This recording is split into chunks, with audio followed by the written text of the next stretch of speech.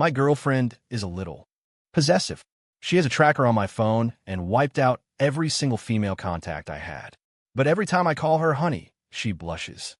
My best friend says I'm hopelessly whipped, a lost cause. But she calls me baby. Ethan, do you love me? Maya's voice drifted in from the kitchen, mixed with a rhythmic, grating sound. I was sprawled on the couch, deep in a video game, and didn't even look up. Of course. How much? Like if the universe exploded and I was reincarnated as a mosquito, I'd still find you and bite you kind of love. The grating sound stopped. She walked out, holding the German Wusthof chef's knife. Its polished surface was so clean it reflected my own dumbfounded face. She tested the edge with her thumb, then looked up at me, her dark eyes as deep as twin wells. Be specific. I put down my phone and held up 3 fingers. Specifics are, if right here, right now, you decided you wanted to mince me up for tacos, I'd jump into the meat grinder myself. Save you the effort. The corner of her mouth twitched. Not a smile, but her gaze softened a little. Smooth talker. She placed the knife on the coffee table with a heavy clank. Then she squeezed onto the couch next to me, pressing her whole body against mine, her hair brushing against my chin. Her shampoo had a bitter almond scent she'd blended herself. Who were you watching just now? Her fingers found my Adam's apple, tracing it lightly. A streamer. This absolute unit of a guy playing a fantasy RPG. A woman. A dude. His pecs are bigger than mine. You can check my history. I handed her my phone. She actually did it. She checked every page of my browser history. When she was done, her fingers were still resting on my neck. Baby, she said suddenly. Yeah. Your pulse is so fast right here, she murmured. It always beats this fast when I touch you. Why? If my heart doesn't race when you touch me, am I even doing this right? I turned my head. Why don't you get a little closer and listen to my heart? It's going even faster. She pushed me away, the tips of her ears turning pink. You're shameless. Okay, damn, we're starting off this intense. She's literally sharpening a knife for her boyfriend. That whole pulse conversation just did something to me. The knife was still on the table. I reached over and picked it up, inspecting the blade. Honey, does this need to be sharpened? I think the last time I saw you do it was last month. Her head snapped toward me. You remember? I remember everything about you. I put the knife back down and wrapped an arm around her shoulder. You were wearing that white sundress. It got soaked by the sprinklers and I could see through it. I stared for a good 30 seconds before you glared at me, and I told you there'd be a cover charge if I kept looking. Her face went completely red. She pinched my arm. Shut up. Nope. I leaned in, my nose brushing against her cheek. Honey, call me baby again. No. That's not what you said last night. Ethan. She used my full name, a warning sign she was about to get angry. But I saw her eyelashes tremble. I'd won. Right here, baby, I said, stealing her line. She stared at me, and after a few seconds, she grabbed the collar of my shirt and bit my lip. Not hard, just fierce. The taste of bitter almonds flooded my senses. The second my hand touched her waist, she pulled back, picked up the knife, and walked back to the kitchen. Making dinner. I am hungry. The steady, rhythmic sound of a knife being sharpened started up again. I licked my lips. They were still tingling. A WhatsApp message popped up. It was my best friend, Leo. You on for a raid tonight? New expansion dropped. I typed back, nah, staying with my girlfriend. Dude, again? Does she have you on a leash or something? A voluntary one. You're a lost cause. Terminal case of being whipped. Just lie down and accept your fate. I didn't reply. I opened my phone's front-facing camera and checked my neck. The spot her fingers had traced was a little red, but the skin wasn't broken. Perfect. The sound of the whetstone was steady, hypnotic. I sank back into the couch, opened Amazon, and searched for professional-grade whetstone. Open up. Maya held a piece of steak on a fork to my lips, her eyes locked on mine. I took a bite, chewed, and gave her a thumbs up. Michelin star level. Liar. She cut a piece for herself. It's overcooked. I like it well done. It's got a good chew to it. Reminds me of when you bite me. Her foot kicked my shin under the table. I grinned and pushed all the broccoli from my plate onto hers. She frowned. Eat it. It's gross. Vitamins. A kiss from you has way more. She put down her fork and knife and just looked at me. I immediately ducked my head and started shoveling broccoli into my mouth, chewing with an exaggerated grimace. The corner of her mouth curved up for a split second. Your company retreat is next week. What time will you be back? She asked, her tone casual. A chill went down my spine. I'm not going. Why not? It's pointless. A long, boring hike. I'd rather be at home looking at you. Go, she said, wiping her mouth. That new intern in your department. Is she going too? And there it was.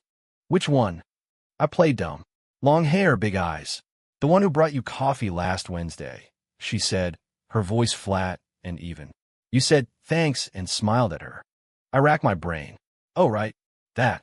The whole department had ordered coffee, and the new girl, Chloe, had just handed me mine. Did I smile? Probably. It was just basic politeness. That's Chloe.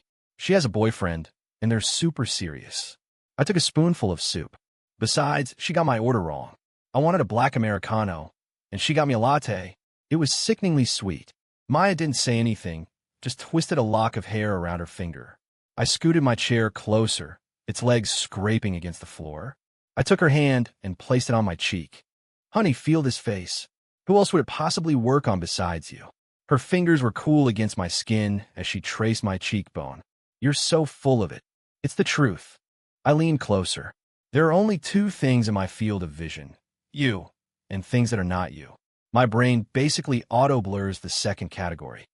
She finally smiled, a small, faint thing, but her eyes brightened. Then go to the retreat. Be back before 8. 7. I bargained. If I'm 1 minute late, you can break my legs.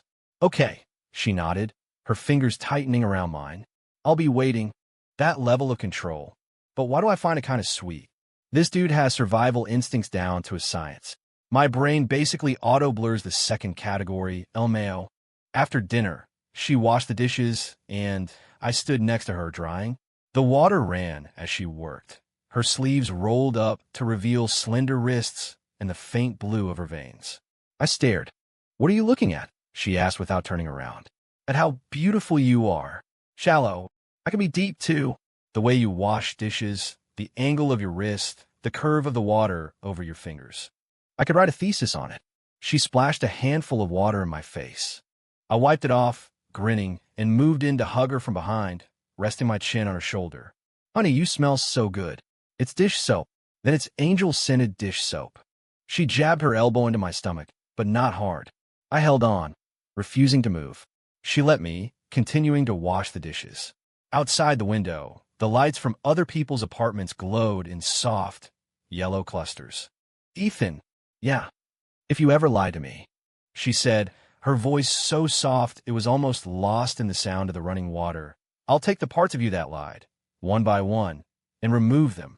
I tightened my arms around her. Then you'll definitely leave empty-handed. The only treasure in my vault is named Maya, and she's been yours for a long time. She didn't say anything, but her neck turned pink. I kissed the flushed tip of her ear. What is this lethal grade sweet talk? Whipped and proud, a possessive girl and a whipped guy. Lock them up and throw away the key. 3. I ended up going to the company retreat, mainly because Maya left a mark on my collarbone that I couldn't hide. A coworker nudged me, wiggling his eyebrows. I showed it off proudly. The cat got me. That's one fierce cat, my colleague Dave said with a laugh. Yeah, she's a rare breed. I'm the only one who can handle her. Halfway up the trail, the intern, Chloe, came over to ask me about some project data. I answered her, maintaining a good 2 feet of distance, my gaze fixed on a bird in the tree above her head. The second I was done, I pulled out my phone and texted Maya, reporting for duty. Hiking in progress. No wandering eyes, no idle chit-chat. Only thinking of you. She didn't reply immediately. I checked my phone every 5 minutes. When we reached the summit, my phone buzzed. It was a picture from Maya, our living room, with the Wusthof knife on the coffee table next to the open box for the new whetstone. The caption read, trying out the new stone. I zoomed in. The blade was gleaming. I texted back, make it extra shiny. I want to see my handsome face in it when I get home tonight. She replied with a single period. I laughed out loud at the period. Dave sidled up next to me. Texting your girlfriend? You look disgustingly happy. Yeah, she's asking what I want for dinner. You guys are solid. Damn right. On the way down the mountain, I hung back and called her. It rang 3 times before she picked up, saying nothing. Honey, I'm heading down. On my way back now. I said in a low voice. Have you eaten? No. Why not? What if your stomach acts up? Waiting for you. Don't wait. Eat something. How about I pick up those cinnamon-roasted pecans you love on the way? Okay. Good girl. Give me a kiss. There were 2 seconds of silence on the other end, then a barely audible moi before she hung up immediately. I stood there, holding my phone, grinning like an idiot for a full minute. OMG, the sweetness is off the charts. A soft moi from Maya is all I need to survive. The pecans. Get the pecans. I got home 20 minutes early, holding a warm paper cone of cinnamon-roasted pecans. When I opened the door, only a single floor lamp was on, casting a dim, yellow glow. Maya was sitting on the rug, a laptop in her lap, lines of code I didn't understand scrolling across the screen. The knife was beside her, freshly sharpened, its edge a line of silver light. I took off my shoes, walked over, and gently placed the bag of pecans on top of her head. She looked up and glared at me. An offering for my queen, I said, sitting down and starting to peel a pecan. They're fresh. Smell amazing. She closed her laptop and watched me. I'd peel one, and she'd eat it. We didn't speak. After 5 or 6, she finally asked, "How was today?" The mountain was high, my legs are sore, my coworkers are loud, and I miss you a lot. Did anyone talk to you? Yeah. Dave asked if the cat scratch hurt. I told him it felt fantastic. She kicked me. I grabbed her ankle and tickled the sole of her foot. She was ticklish and squirmed away, finally letting out a soft laugh that was mostly air. I seized the opportunity, pulling her into my lap and smudging her face with my pecan-dusted fingers. It's dirty, she complained. My dirt is your dirt. I ducked my head, our noses touching. Let me check. Did you miss me so much you lost weight? You got fatter. Where? My hand started to wander downwards. She clamped a hand on my wrist, her eyes startlingly bright in the dim light. Ethan, yeah, you have someone else's scent on you. She leaned in, her nose brushing the side of my neck. Perfume. A woman's. My stomach dropped. I did a mental rewind. On the way down the trail, Chloe had tripped, and I'd grab her arm to steady her for a split second. That was enough to leave a scent? Probably from the subway. It was packed. I said, my face a mask of innocence. I'm driving to work from now on, eliminating all sources of contamination. She stared at me for a long time, so long that I started to sweat. Then, she suddenly smiled and leaned in to kiss my chin. I'll trust you. This time. I let out a breath and pulled her closer. But I need to leave my mark, she whispered, her fingers sliding under the collar of my shirt. Danger? Ethan, danger. Is her nose part bloodhound? Leave a mark. The kind of mark I think it is. The next morning, Maya stood by the door, fixing my tie, her fingers moving slowly, deliberately. When she was done, she tugged on the knot, pulling my head down. Come home early. I will. Send me a picture of your lunch. Okay. Call me on your lunch break. You got it. And if that woman gets near you again, her finger traced my collarbone. I'll come pick you up from your office. In front of everyone. My eyes lit up. Really? I'd love that. She froze. My girlfriend is this beautiful. I've been dying to show you off. I cupped her face in my hands. Come tomorrow. I'll introduce you to the whole company. Everyone meet my queen, Maya. The tips of her ears went red again. She pushed me away. You're going to be late. I walked out smiling. My mood's so good, I felt like I was floating. Waiting at a red light, I hummed a song. The driver in the next lane glanced at me. I grinned at him. He silently rolled up his window. When I got to my desk, Chloe was already there, holding a file. Ethan, can you look over these numbers for me? I took the file, leaning back in my chair to create distance. Leave it here. I'll find you when I'm done. She didn't leave. Thanks for helping me yesterday, she said quietly. No problem. Happy to help, I said, my eyes glued to my monitor as I typed. Your girlfriend? She didn't get the wrong idea, did she? She asked, her voice even smaller. I looked up and gave her a wide smile. What wrong idea? I hope she found out. It just makes her more possessive of me, and I love it. Chloe's expression froze. She mumbled an "oh" and walked away. Dave rolled over in his chair. Dude, that was brutal. Savage. I'm serious, I said, opening my WhatsApp chat with Maya and sending her a sticker that said, at the office, haven't stopped thinking about you. You're a lost cause, Dave said, shaking his head. At lunch, I took a picture of my meal in the cafeteria and sent it to Maya. green beans, white rice, a piece of grilled chicken. Caption: a virtuous lunch, awaiting my queen's inspection. She replied, not enough protein. I'm afraid if I get too muscular, I won't be worthy of you. Smooth talker. I'll make you something extra for dinner. I smiled and put my phone away. Across the table, Dave covered his eyes. My eyes, they burn. During the afternoon meeting, I sat bolt upright, my phone on the table, set to vibrate. A message from Maya came through. What are you doing? I secretly typed back. In a meeting, thinking of you. Send me a picture. I discreetly lifted my phone and took a panoramic shot of the conference room, making sure to include Dave, who was dozing off in the corner. She replied, who's sleeping? That's Dave. His kid was up all night crying. Are you tired? Exhausted. But then I think about coming home to you tonight, and I'm wide awake. Is this guy a sweet talk machine? Dave, don't drag me into this. The constant check-ins are kind of goals, not gonna lie. The director kept the meeting running late. I was anxiously checking the time when a message from Maya arrived. I'm downstairs. My heart skipped a beat. Wait for me, I'm coming. The second the meeting ended, I was the first one out the door. The elevator was packed, so I took the stairs. Pushing open the ground floor doors, I saw Maya standing under a maple tree on the sidewalk. She was wearing a dark green dress, her hair down, her profile gilded by the setting sun. A bunch of my coworkers were also leaving, their eyes drifting toward her. I strode over and, in front of God and everyone, swept her up into a hug and spun her around. Baby, you came. Her body went stiff. Ethan, put me down, she hissed. No. I kept my arm around her waist and waved at my stunned colleagues. See you guys tomorrow. My girl's here to pick me up. I took her hand and started walking toward the parking garage. Her fingernails dug into my palm. You did that on purpose. Yep, on purpose, I said, squeezing her hand. I want everyone to know you're mine. Might save you some time on surveillance. She turned to look at me, her eyes shining, her lips pressed into a firm line. But finally, she couldn't hold it in anymore. She smiled. Idiot, you're idiot. Public claiming. Nicely done. I will gladly accept this offering of affection. She can smile. The sun is out. The birds are singing. All is right with the world. Once we were in the car, Maya pulled a small box out of her purse and handed it to me. What's this? I asked, taking it. Open it. I unwrapped it. Inside was a watch. Black face, leather strap. Simple, but the quality was obvious. I don't know much about watches, but I could tell from the brand that it wasn't cheap. Happy birthday, she said, looking out the window. A month early, in case you had other plans that day.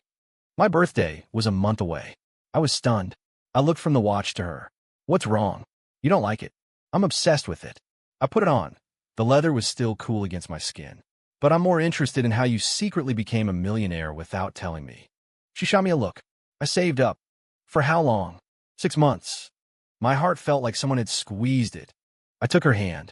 Don't buy me such expensive things anymore. Keep your money for yourself. I wanted to. I leaned over and kissed her cheek. Thank you, honey. I'll love you forever. She pushed my face away. Drive. Let's go home. On the way, every time we stopped at a red light, I'd lift my wrist to look at the watch. She glanced over. Watch the road. Your love is on the watch. I have to admire it constantly. Shut up. Saving for 6 months to buy him a watch. This is the girlfriend of the century. A Yander's love is a heavy thing. Ethan, you hit the jackpot and you know it. She really did make extra food for dinner. Barbecue ribs and garlic butter shrimp. I was making a mess of myself eating. She sat across from me, eating slowly, her eyes on me the whole time. Is watching me eat filling you up? I asked, putting a rib in her bowl. Yes, she said, looking down and taking a small bite.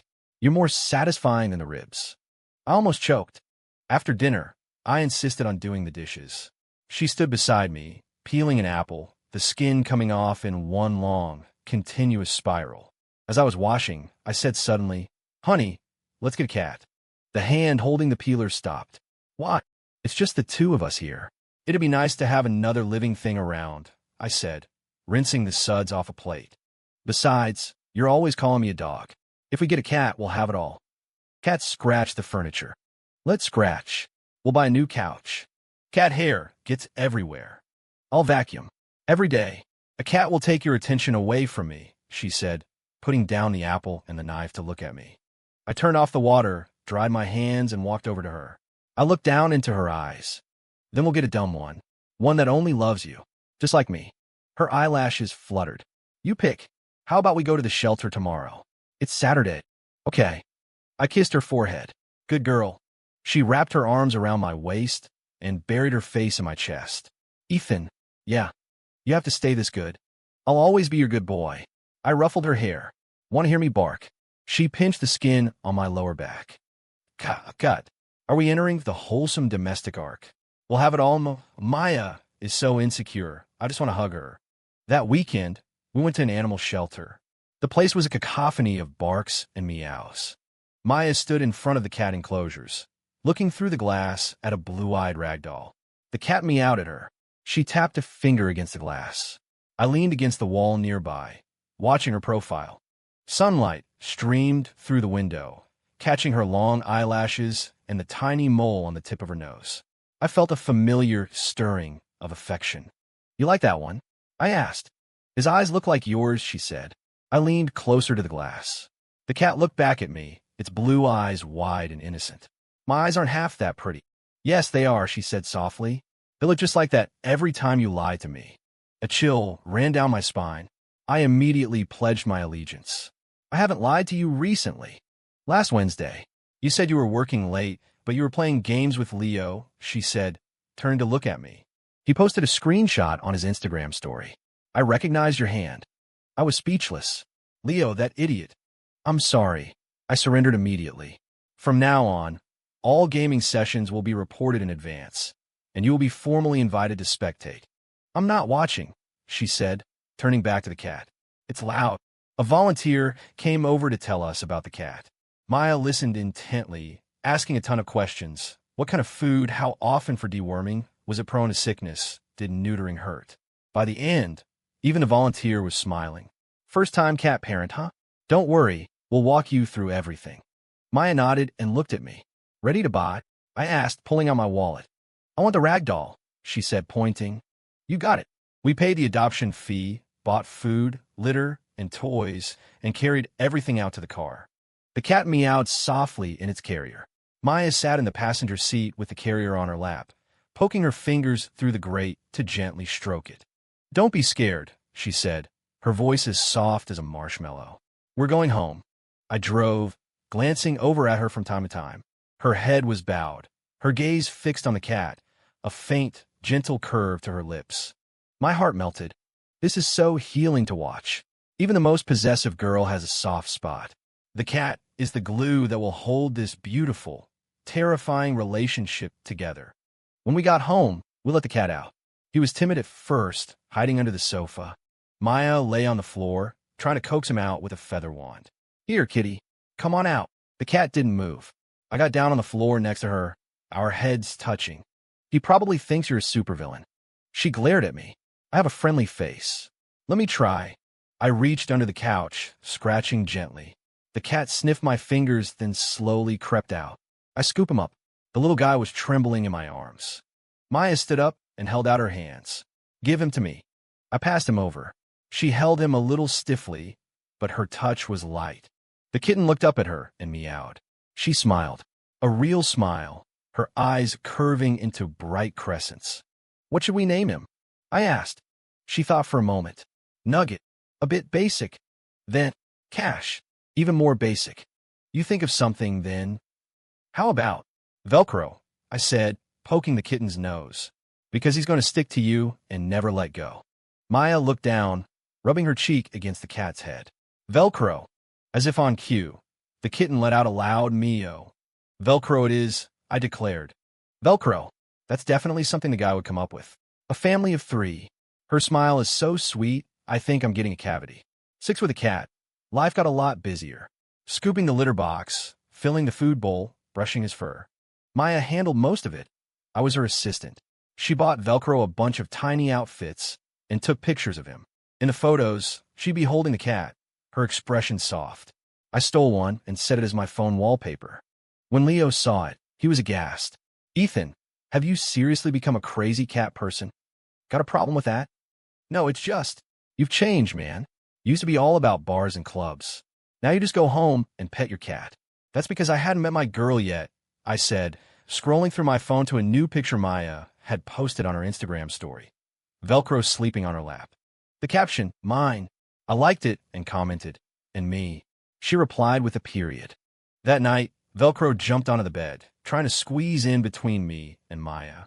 She gently pushed him off. He jumped back up. She pushed him off. He jumped back up. The third time, Maya picked him up by the scruff, carried him to the bedroom door, and shut him out. The cat started scratching at the door. I laughed. You heartless woman.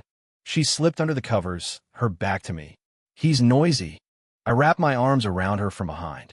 What about me? Am I noisy? You're worse. Then I'll shut up.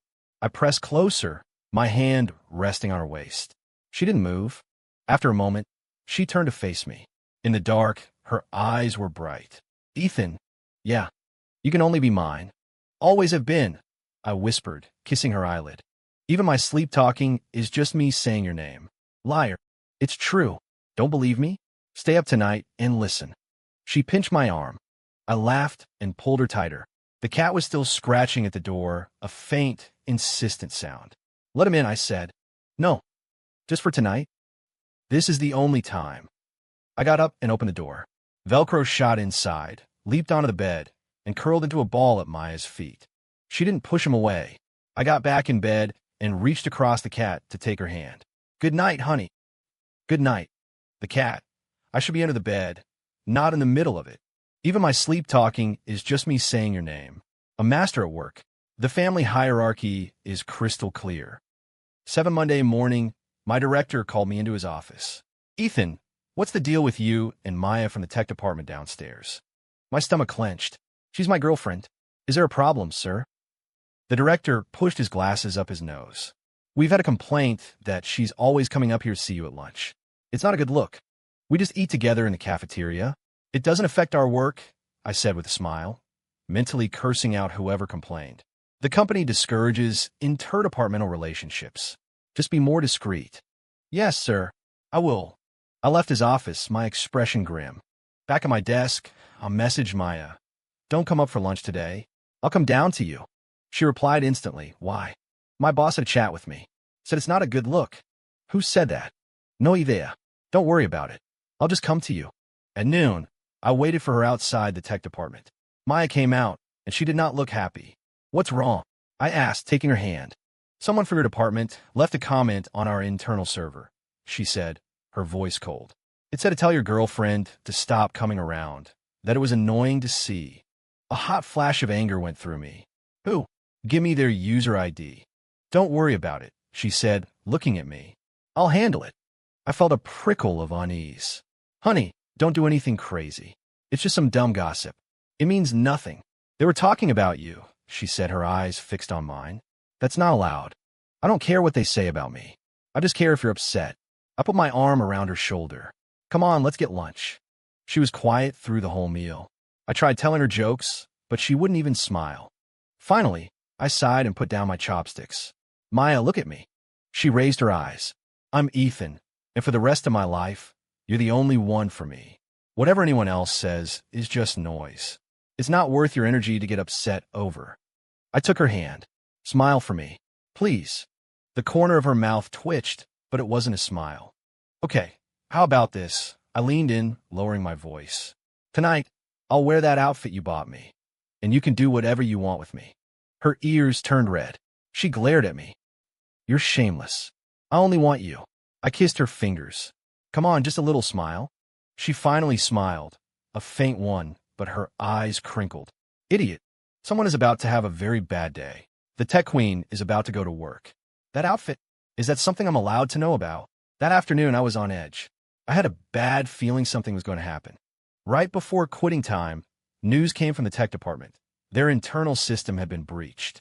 A string of curses had been left, targeting someone in our department. No one knew who did it, but the target's computer had been blue screening all afternoon. I knew exactly who did it. When I got home, Maya was cooking dinner, with Velcro weaving around her ankles. Everything seemed normal. I walked over and hugged her from behind. Thanks for sticking up for me, honey. Her body went rigid. What? The thing with the tech department, I murmured. Don't do it again. I can handle it myself. I don't know what you're talking about. Okay, you don't know? I smiled. But next time, don't. You shouldn't have to get your hands dirty for people like that. She didn't speak, just kept stirring the food in the pan. But, I added, nuzzling her neck, you look so damn cool when you're angry for me. She jabbed me with her elbow. You're annoying.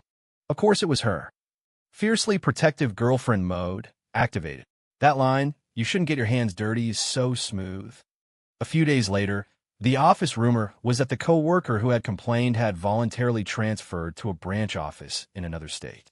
The reason was unknown. Maya never came up to our department again. Instead, I went down to report for duty every day at noon. The way my co-workers looked at me now had a new layer of awe. Dave cornered me one day. Your girlfriend, is she like a hacker? I gave him my most innocent look. A hacker? She's just a normal programmer. Writes code all day until her brain melts. Yeah, right. A normal programmer makes old man Hemlock request a transfer to the middle of nowhere. Hemlock was underperforming. It has nothing to do with my girlfriend. Dave opened his mouth and closed it. He patted me on the shoulder. You, take care of yourself, man.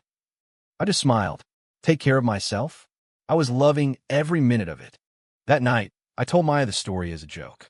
She was gently brushing Velcro's fur. They're scared of you, I said. Scared of what? She asked, not looking up. Scared that if you get upset one day, you'll format all their hard drives. That's ridiculous. It is, I said, crouching down to look at her. So, don't pay any attention to them. Use that time to look at me instead. She looked up, poking me in the forehead. You're the best thing to look at. Obviously. I took her hand and kissed her fingers. The best-looking guy in the universe. A perfect match for you. Velcro jumped over, squeezing in between us. Maya and I both laughed at the same time. Co-workers. Are we just a part of their weird foreplay? You're the best thing to look at. Aw, sweet. The cat always wins. 9 on the weekend. Maya said she wanted to go to IKEA. I was surprised. She'd always hated crowded places. What's the special occasion? Velcro needs a cat tree, she said, then paused. And we need some new things, too. What do we need? You'll see when we get there. IKEA was a madhouse. Maya held my hand so tight her nails dug into my palm. Her own palm was sweaty. We can go home if you're not feeling it, I said softly. I'm feeling it. She pulled me straight to the furniture section. We looked at beds, sofas, cabinets. She finally stopped in front of a dark gray sectional. This one, she said. What's wrong with our current sofa? It has cat scratches on it. I told you that doesn't matter. I want to replace it, she said, looking up at me. With a color you like. My heart went soft again. If you like it, I like it. Gray. It hides dirt, she said, running a hand over the fabric. You can play your games on it, lie down on it. And what about you? I'll watch you. I smiled and put my arm around her. Okay, we'll get it. We also bought a cat tree, a new rug, and a few throw pillows. The cart was piled high. As we passed the kitchen section, she stopped in front of a set of knives. The same brand as her Westhoff at home, but a newer model. Want to get them? I asked. She shook her head. I'm used to the old one. What about a whetstone? Need another one? Yes. I put one in the cart. After checking out, we ate at the IKEA restaurant. She got the Swedish meatballs and mashed potatoes. I got the steak. Halfway through the meal, she said suddenly, Ethan, let's get a new apartment. I paused. Why? What's wrong with our place? It's too small, she said, poking at a meatball. I want a den for you to play your games. A sunroom for Velcro to sunbathe. And a bigger kitchen so I can cook more things. I looked at her. Her eyelashes were lowered, her expression serious and a little vulnerable. Can we afford that? I asked. I have some savings. You have your 401k, she said, looking up. If it's not enough, I can take on some freelance projects. No, that's too much work. I took her hand. We'll save together.